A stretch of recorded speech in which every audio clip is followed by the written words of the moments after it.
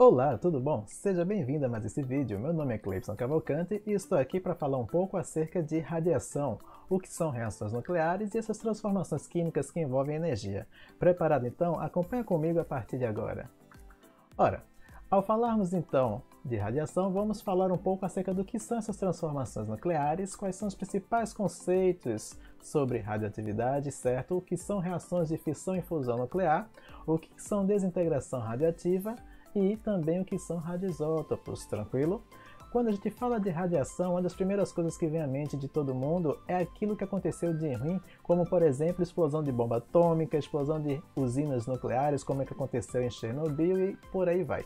Mas será que de fato só existe coisa ruim acerca da radiação ou coisas perigosas acerca desse conteúdo? Ora, todo o conhecimento químico que nós temos a partir desse conteúdo, certo? Surgiu quase que acidentalmente com a descoberta do raio-x por esse camarada que você observa aí, William Conrad Röntgen, né? Difícil o nome dele, mas olha só. Ele descobriu quase que de maneira acidental um novo tipo de raio que possibilitava ver dentro do corpo humano, certo? Tal descoberta inspirou a curiosidade de muitos outros cientistas da época, como por exemplo Anthony Becquerel, que foi um dos primeiros a estudar então esses fenômenos radioativos. Contudo, o nome radioatividade só foi utilizado um tempo depois por essa que vocês observam aí, a Madame Curie, onde, juntamente com seu marido, estudavam outros elementos, como o urânio, inclusive a eles são atribuídos, certo? Elementos como o polônio e o rádio da tabela periódica, e ela foi quem deu o nome radioatividade a esse fenômeno da emissão de raios a partir dos materiais analisados então por eles. Tranquilo? Ora, mas quando falamos de radiação, nem toda radiação é perigosa, tá bom? Tenha isso em mente, pois durante a nossa vida somos expostos a uma quantidade infinda de radiação. São elas desde ondas de rádio, certo? Aquelas ondas emitidas também por controle remoto da sua TV, equipamentos que produzem ondas como Wi-Fi, não é, da internet que você tem acesso, mas também os raios-x e raios gamas.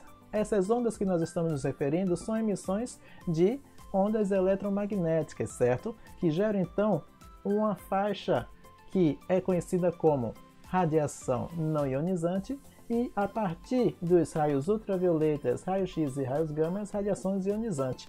O que isso quer dizer? Ora, é o seguinte, nem toda radiação é perigosa, pois nem toda radiação tem força suficiente para arrancar elétrons de moléculas importantes presentes no seu organismo. Ionizante, radiação ionizante é justamente aquela que consegue ionizar um átomo, certo? Ou uma molécula, transformá-la em íons por meio de quê? Quando você consegue arrancar um elétron de um átomo ou uma molécula, tranquilo? Então, a radiação emitida pelo seu micro-ondas não é forte o suficiente para causar mal ao organismo, ao ser humano, como, por exemplo, a radiação emitida por aquelas fontes de raio-x lá no consultório, né, médico, no consultório de radiologia, tranquilo? O que significa então que, a partir dessas divisões, podemos perceber que existem vários tipos de radiações.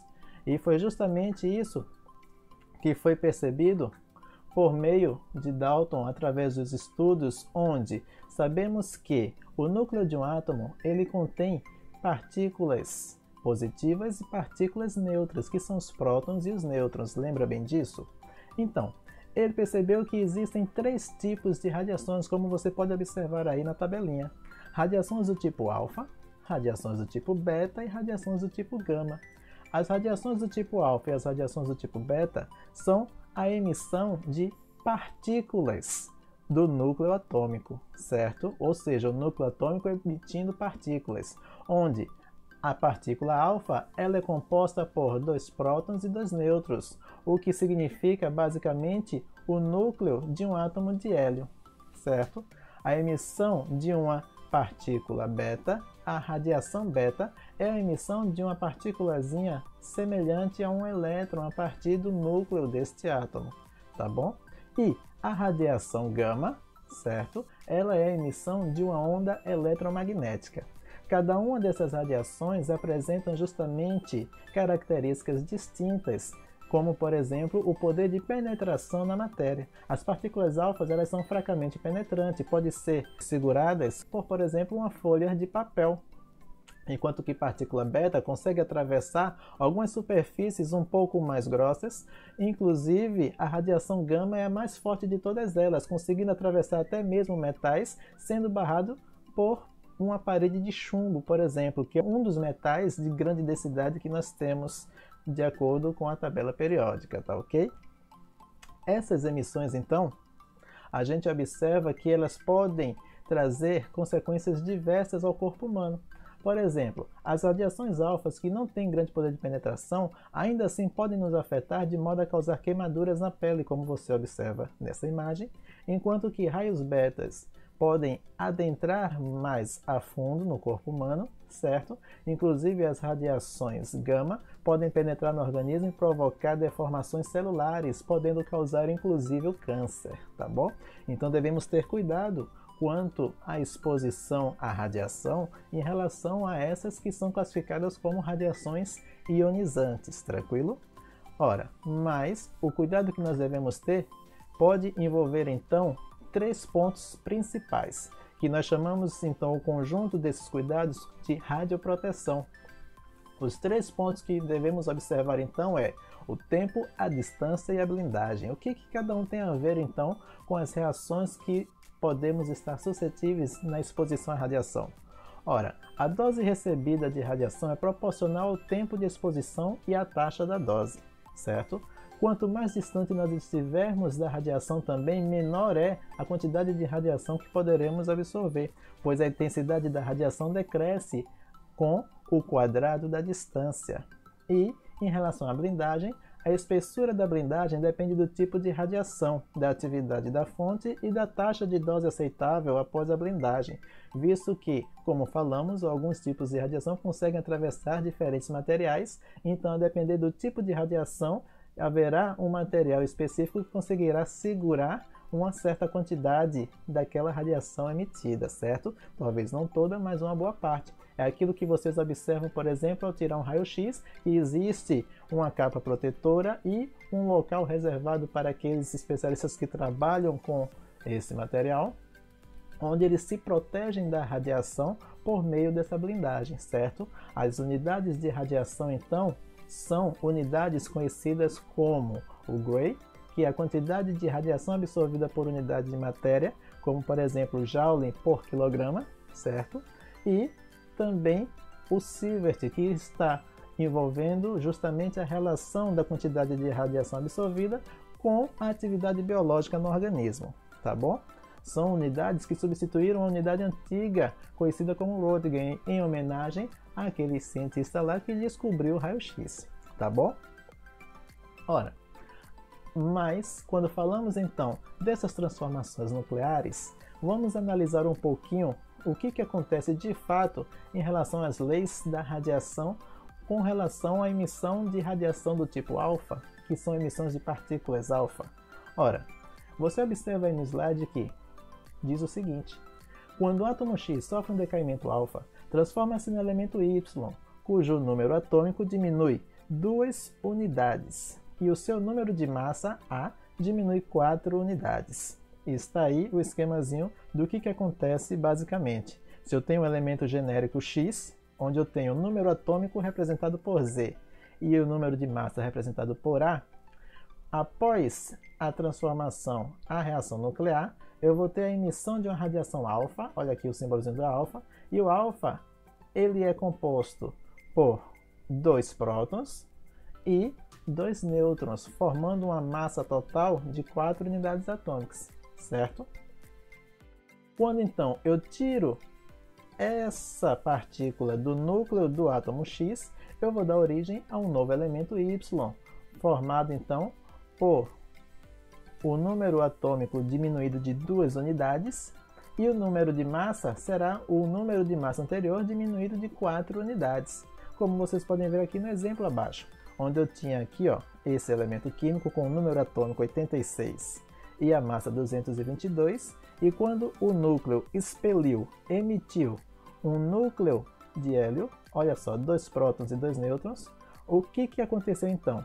Este átomo emite essa partícula e o núcleo que sobra, o restante, é justamente o núcleo anterior diminuído de 2 prótons, por isso eu vejo que o número atômico diminuiu de 86 para 84 e a massa atômica diminuiu desta quantidade de massa que foi emitida, ou seja, 4 unidades. Então 222 menos 4, 218.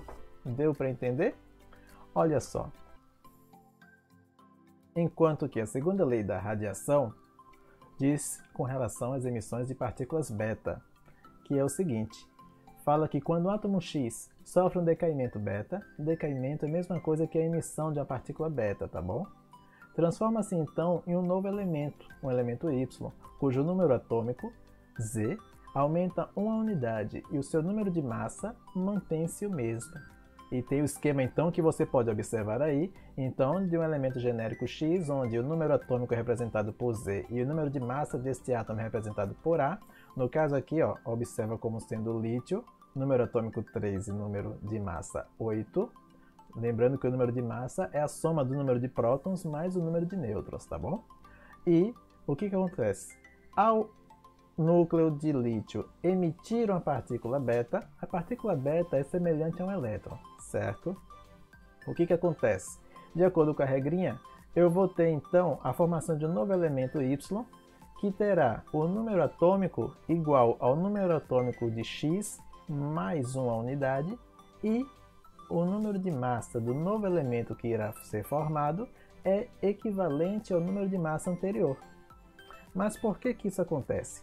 Ora, isso acontece porque quando existe a emissão de uma partícula beta, na verdade o que está acontecendo é a decomposição, a desintegração de um nêutron presente naquele núcleo. O que acontece é que quando o nêutron ele se desintegra, ele dá origem a um próton e a um elétron. O próton permanece no núcleo e esse elétron, que é a partícula beta, é expulsa do núcleo, é expelido por ele, tá bom? Lembrando que prótons e nêutrons não são as menores unidades da matéria, tá bom? Os prótons e os nêutrons são constituídos por outras partículas, tá bom? Menores do que eles ainda, tá ok? Então a gente pode observar bem o que acontece aqui neste exemplo das emissões de partículas beta, tá bom? Então, ó, lembrando que na simulaçãozinha que eu encontrei na internet, que eu vou deixar disponível para vocês aqui na descrição, a gente encontra o seguinte. Olha só. Observa que se eu tenho, por exemplo, um átomo de carbono, o átomo de carbono é justamente constituído por 1, 2, 3, 4, 5, 6, tá vendo aqui em cima? Ó, 6 prótons e 6 nêutrons, mais os elétrons, tá bom? Eu vejo que este núcleo de carbono está estável, tá ok? Se ele, digamos que, hipoteticamente, emitisse uma partícula alfa a partir desse núcleo, o que acontece? Eu tiraria do núcleo do carbono uma partícula alfa. A partícula alfa é 2 prótons e 2 nêutrons. Lembra que 2 prótons, 1, 2 e 2 nêutrons é equivalente ao núcleo de um átomo de hélio. Lembra disso, não é? Então, quando emite uma partícula alfa, está saindo do núcleo do átomo o equivalente a 2 prótons e 2 nêutrons. Ou seja, eu tenho um número atômico diminuído em 2 unidades, que é o número de prótons, e a massa atômica do novo elemento diminuído em 4 unidades, que é a massa referente a esta partícula. Já no caso da emissão de uma partícula beta, digamos que eu tenho aqui um isótopo do carbono, que é o isótopo do carbono 14. Observa que este núcleo está instável. Por que ele está instável? Porque está aí com uma proporção não favorável em relação ao número de prótons e aos números de nêutrons, fazendo com que esse núcleo instável tenha uma energia além do que ele deseja, de modo que a forma que o átomo encontra para poder chegar à estabilidade em relação ao seu núcleo é pela emissão de radiação, nesse caso pela emissão de uma partícula beta, onde essa partícula beta na verdade é um desses nêutrons aqui, ó, esse nêutron aqui ele vai se desintegrar e quando isso acontecer, ele vai dar origem a um próton, tá bom? Então vamos fazer aqui, ó, o átomo de carbono, que tem 6 prótons e 6 nêutrons. É o átomo de carbono estável. Quando eu adiciono mais 2 nêutrons, eu vou ter o isótopo do carbono 14, certo?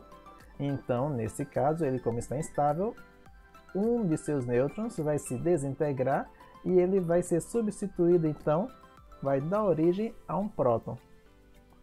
E quando isso acontece, olha só, o núcleo vai emitir um elétron e eu vou ter como resultado final um novo elemento químico que apresenta justamente um número atômico, uma unidade maior e a massa atômica equivalente à mesma, no caso aqui o átomo de nitrogênio, tá bom? Então é isso que acontece nas emissões de partículas betas e nas emissões de partículas alfa, tranquilo?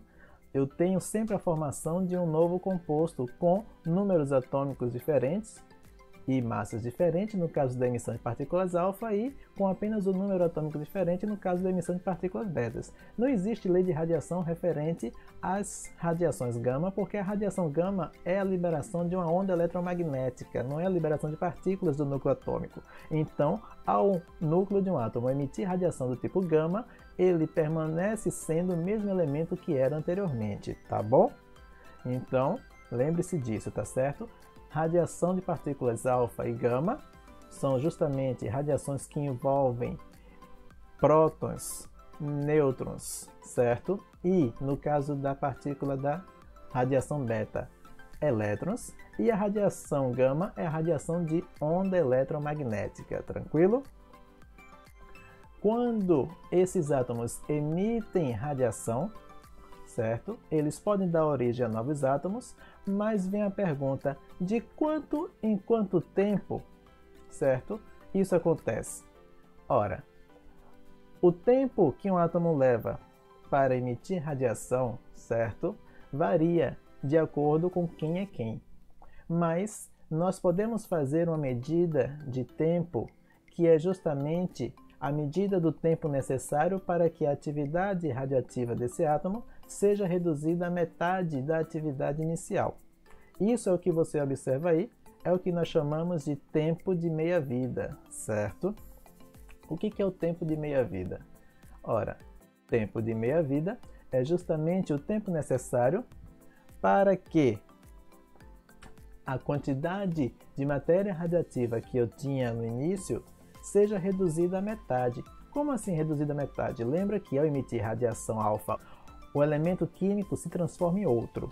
Então, quando aquele elemento químico X for emitindo radiação e for se transformando em Y, o tempo que leva para que a metade da quantidade de X se transforme em Y é o tempo que eu vou chamar de meia-vida, certo?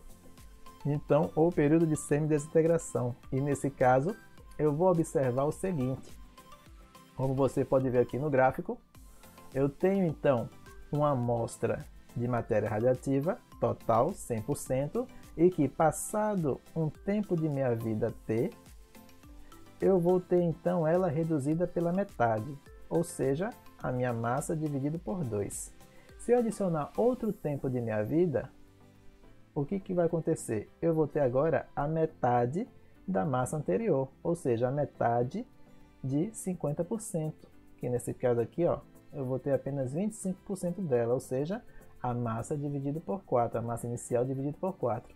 E a cada tempo de meia-vida que eu for adicionando, eu vou ter então a massa sendo reduzida pela metade. Deu para entender isso? Ora, tempo de meia-vida então é utilizado de várias formas, como a gente vai poder ver mais à frente, tá ok? Mas é justamente como podemos observar aqui, o que nos mostra, o que nos torna possível estimar, por exemplo, a série de quanto tempo levaria a série de decaimento de elementos químicos como o urânio 238, onde você observa aqui que o urânio, após um tempo de minha vida de 5 vezes 10 a nona anos, certo? Ou seja, muito tempo, a quantidade de urânio radioativo vai se reduzir à metade pela emissão de partículas alfa, transformando-se no tório.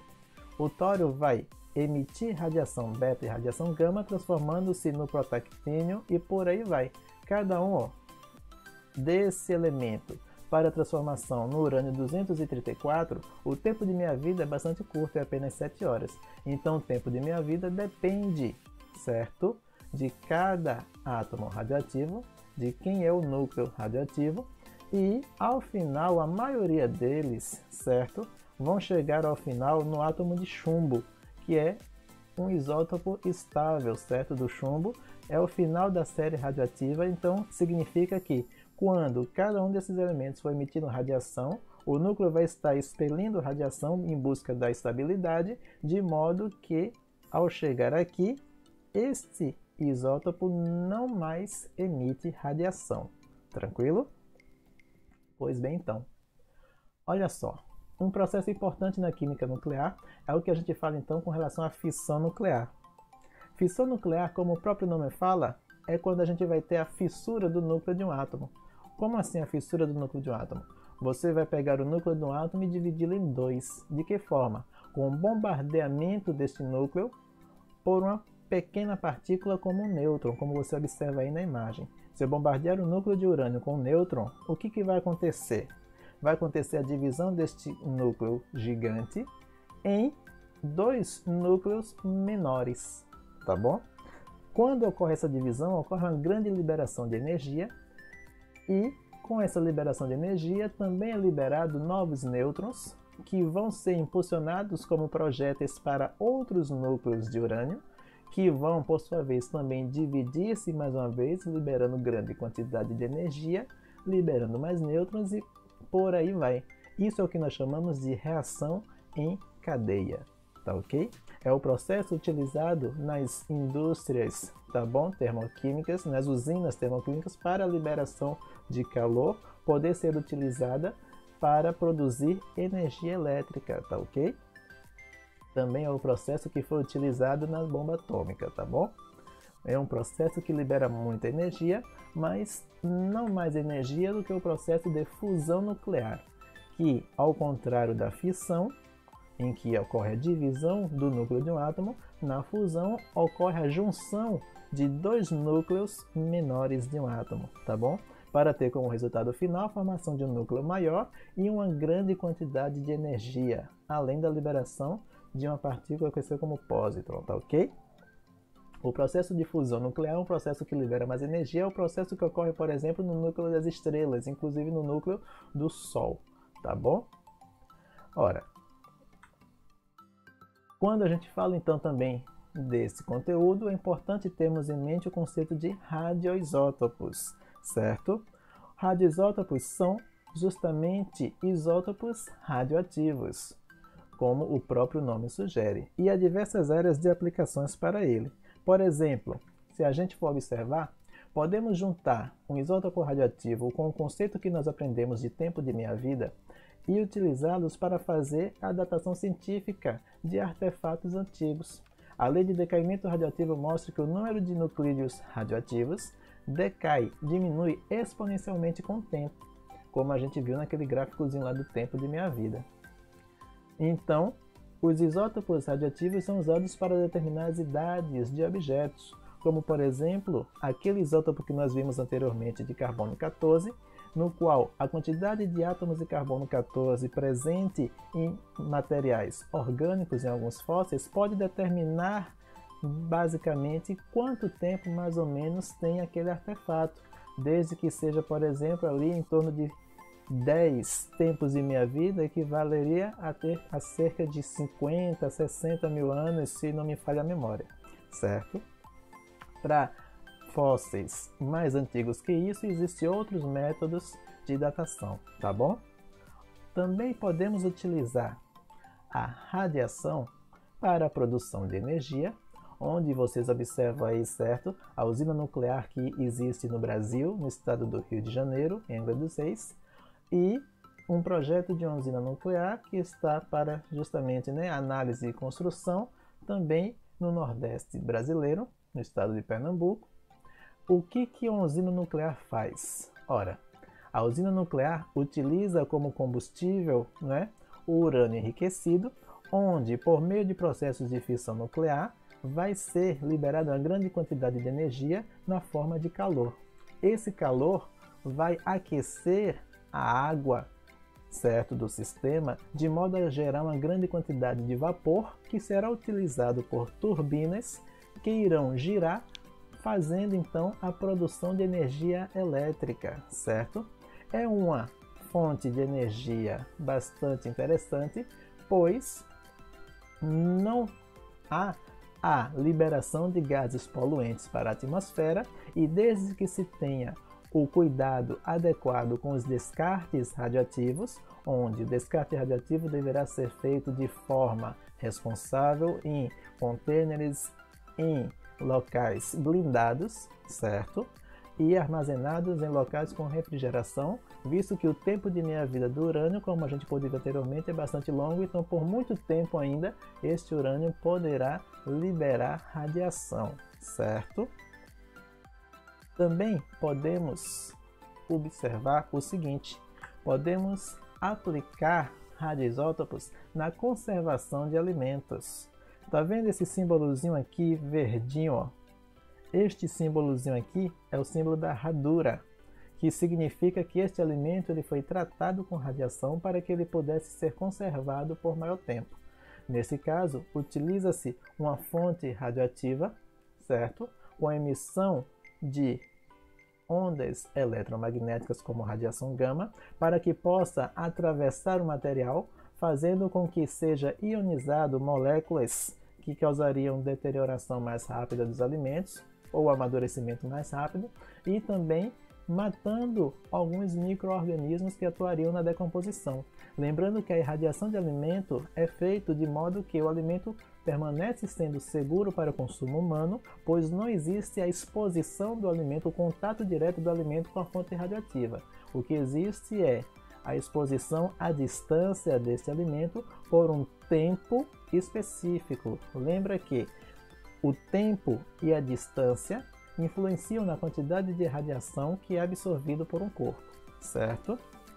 Nesse caso é feita uma irradiação com um tempo já determinado, uma distância específica, apenas de longe, onde essa radiação vai ajudar a conservar esses alimentos, tá ok? Inclusive, esse tipo de radiação pode ser aplicado não só a alimentos, mas também a esterilização de equipamentos cirúrgicos e equipamentos utilizados na medicina, onde objetos que mesmo que estejam dentro de embalagens fechadas, podem ser esterilizados por meio de uma radiação que atravesse essas embalagens, certo? Como radiações do tipo beta ou gama, tá bom? Dependendo do tipo de material da embalagem, claro. Ora, também podemos utilizar as radiações na medicina para a radioterapia e o radiodiagnóstico de doenças, tá bom? Ora, gente, então isso é o que a gente tem para apresentar sobre radiação nesta aula. Espero que vocês tenham gostado, tá bom? Lembrando que quando a gente fala de radiação, não precisamos ter medo de tudo que é referente a isso, como a gente pode observar. Podemos utilizar a radiação de forma benéfica para a vida humana, inclusive estamos cercados de radiação em nossa volta. Emissões de radiação pelo controle remoto, pelo celular, pelas redes de Wi-Fi, certo? Inclusive a luz que nos ilumina são radiações eletromagnéticas, a fluorescência, a fosforescência, certo? O que é fluorescência? O que é fosforescente? Uma lâmpada fluorescente, aquilo que emite luz enquanto está ligado, ou materiais que emitem luz por um curto espaço de tempo enquanto estão sendo iluminados. Aquelas flechas reflexivas de sinais de trânsito são fluorescentes. Fosforescente é quando a gente tem então aqueles materiais como estrelinhas de enfeite para quarto ou materiais de interruptores que quando apaga a luz tu continua vendo eles acesos durante o tempo, são objetos fosforescentes. Eles estão emitindo radiação, mas aquela radiação luminosa que nós conseguimos enxergar não é prejudicial à saúde humana, tá bom? Então essas são algumas dicas que a gente tinha para passar sobre radiação neste vídeo. Espero que você tenha gostado. Caso tenha alguma dúvida, deixa aí nos comentários, tá bom? Nos vemos no próximo vídeo, tá ok? Um abraço e até mais.